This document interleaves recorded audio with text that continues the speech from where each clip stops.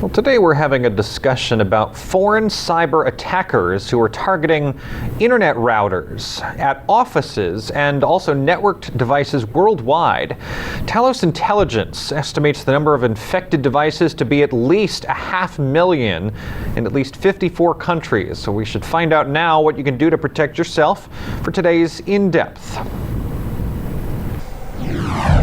All right, Tom Jelneck, CEO of On Target Web Solutions, joining us. Hey, great Good to see you. Yeah, thanks you. for coming back. We're talking about a new report released recently by a group called Talos Intelligence. They released a report on a new type of malware, if you will. And we don't want to get too technical on it because it's the malware itself that we're concerned with. Targets network routers. Right. And for those of you who may not be too familiar, the router is not the modem.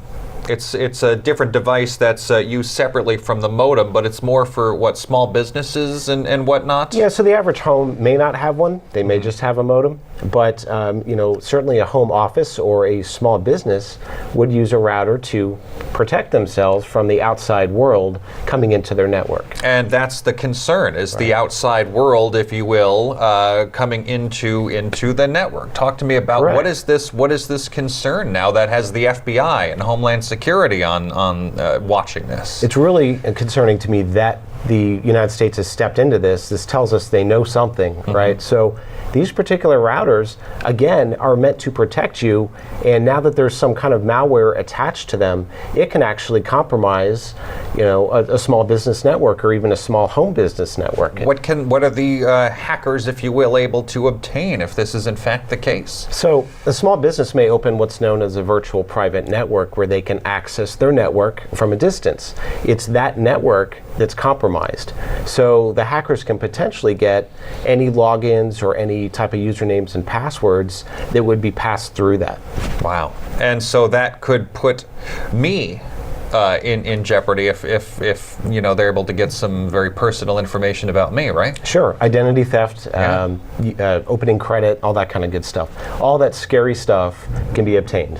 So what is the FBI and Homeland Security saying if we have one of these routers, and I guess it's Linksys, Netgear, those along those lines, right. What should we, they say we need to just basically restart the router. So I agree with restarting it, but I want to go a little bit deeper because that's only going to cut off a connection that once the router reboots, it's still potentially vulnerable. The virus doesn't go away, the malware doesn't magically go away.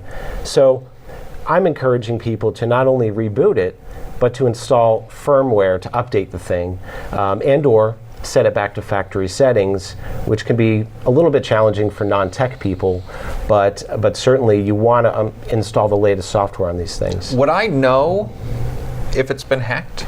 No, that's a scary thing.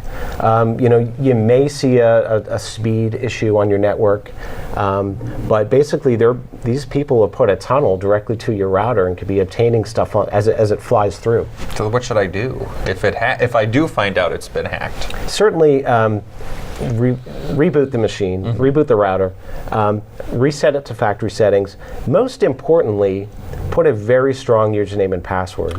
Right. And I'll say that all day long, but out of the box, these particular devices come with an admin and 1, 2, 3, 4 password. Yeah, I've seen in the past what's used to be called a WEP key or something like that. And it would be listed on the device itself. Right. Change that and have something that's only personal to you.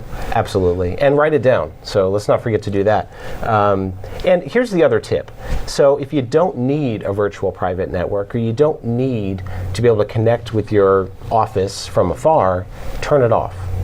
Now by default, these come with that VPN turned off, but I'm encouraging you, if you don't need it, that's where the potential hack is. Who are these hackers? Yeah, this is scary. Who are these people? Because not specifically like his name is John Smith and he lives at 123 whatever lane. But who are these people? Because it seems like they're getting very, very smart. So this has actually been tied or traced back to Russia, the same organization that was hacking the DNC back in the day during the elections. So there's certainly somebody out there in another country that's really interested in what's going on with the internet.